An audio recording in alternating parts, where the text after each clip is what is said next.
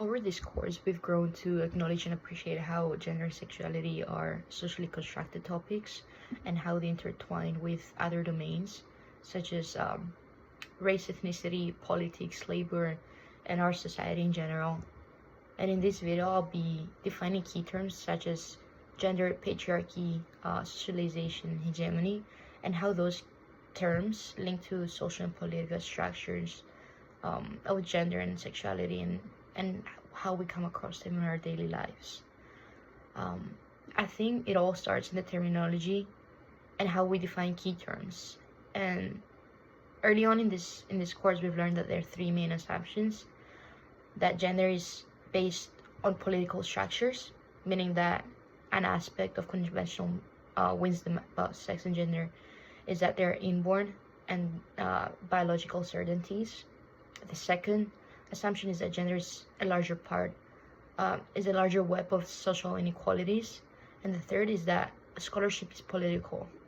Hence, when it comes to definitions and terminology, there are not concrete definitions on a lot of words related to sex and gender, and that gender is not necessarily something that we can put a label on, as it's socially constructed and it can be influenced by multiple factors. One factor being socialization.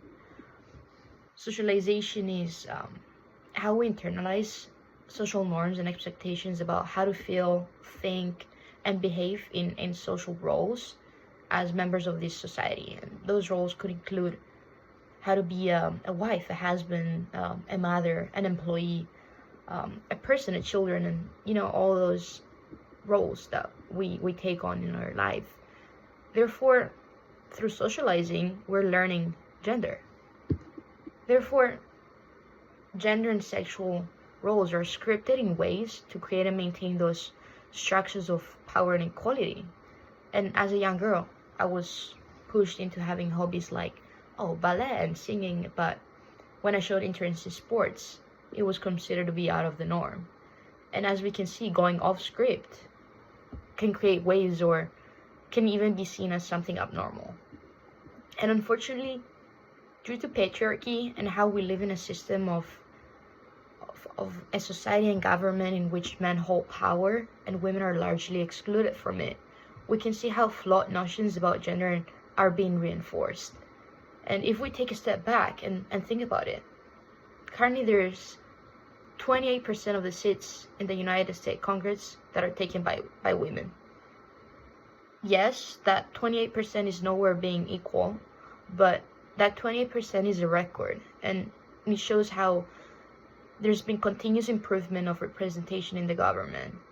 Now, if we dive deeper into it, how many of those women are also from race and ethnicity minorities? How many of those members are members of the queer community as well? There's no openly intersex individuals holding political positions in the US government as of today. But at least we can see some progress when it comes to representation and how there's been transgender individuals with Senator McBride from Delaware becoming the first transgender person to be elected into the US Congress. But living in a society where, to this day, men hold the majority positions in politics, media, and other positions of power and influence, can create the flawed idea that women are inferior to men. And in accordance to the hegemony theories, the media play a conservative role in society, and this implies that they try to manipulate and sway viewers into believing that the current status of the society, or the status quo, is the best of all possible worlds, or even suggesting that that's the only possibility. Therefore, we could argue that gender and race ethnicity biases and stereotypes are promoted through the media, through those outlets, which we should also note that those are majorly and commonly controlled by white men.